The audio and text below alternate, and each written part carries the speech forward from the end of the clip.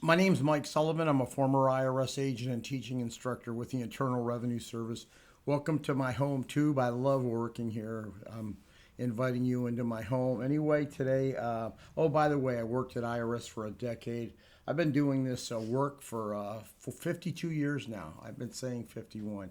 I've been in private tax defense for 42 years. Like I said, IRS, I was a teaching instructor, worked thousands of cases. And these aren't infomercials. I've been on national news many times, Fox, ABC, NBC, News Nation, Newsmax. Go to my website, 777irs.com. You can learn all about me. These aren't infomercials. How to successfully negotiate with IRS. I was there, so I'm telling you how you do that. This is obvious, but people do not understand the obvious. And that's why I have to go over the obvious. The obvious is very important that you know what I am trying to do. If you know what IRS is doing and how they have to resolve a case, then you know how to negotiate with them. The problem is, people, this is so obvious, but you don't know this. You pick up the phone and you think you're going to negotiate with them, but you don't know what they have to do and how they work their cases. So your negotiation right away is flawed because you don't know what IRS is doing. So let me tell you what IRS has to do. IRS has an IRM, an Internal Revenue Manual, that they have to follow. So if you know what in fact they're doing, then you understand how you have to negotiate with them. You can't pick up the phone and say, I'm going to negotiate with IRS. It's absolutely off the table.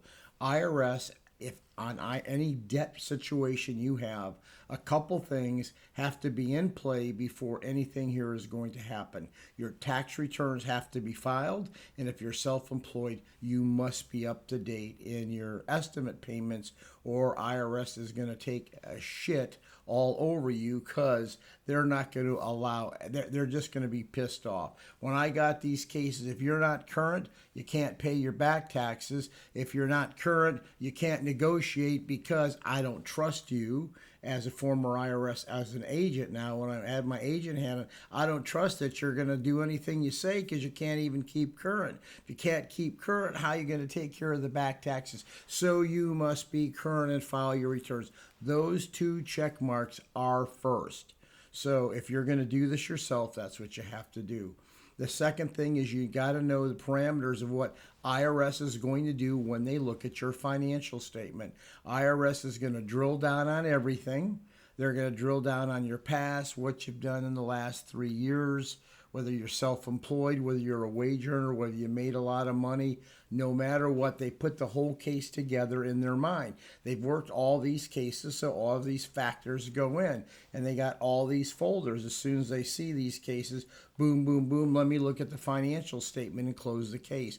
Your financial statement you give them is how you have to negotiate with them, understanding what they have to do. You can't negotiate the value of your money or your ability to sell assets or get money. That's the asset part of this.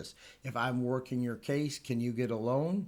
Can you sell something to pay the tax? So I'm looking at that asset part to give me money immediately.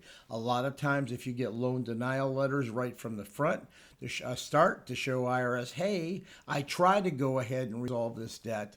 Well, isn't that bubble? I don't know what that bubble does. I don't even know. It came up. That's cool. But anyway, the big thing, the huge thing, is understanding the IRS National Standards Program. It's huge. I can't tell you how huge it is. You have to know that IRS isn't going to allow your expenses. No, they're going to use their expenses for the four main categories. You go ahead and Google IRS National Standards for food and clothing, housing and utilities, car payments, and car expenses. And when you do that, you will find that IRS must use those figures for your financial statement. So when you look at your financial statement, there's a list of expenses that IRS will use. They don't use your credit cards. They don't use certain payments. They don't use, loans to Aunt Sally. They just use a certain amount of expenses. A good place to look at the expenses they allow is pulling up the 433A financial statement. When you do that, you'll find out the expenses they allow. So all these other expenses that you're paying, you're paying for your kid to go to a certain high school, kids going to college. IRS isn't going to allow that. So understand what IRS is looking at, understand what you're trying to achieve, understand what they're not going to allow, and smart people find ways like me to go ahead and get some of your expenses included. Know what you're up against before you call IRS. If you call IRS before finding out how they work cases, you're going to lose. Thank you. Give me a subscription. You can email me. I'm available for representation. I know what I'm doing. Thank you.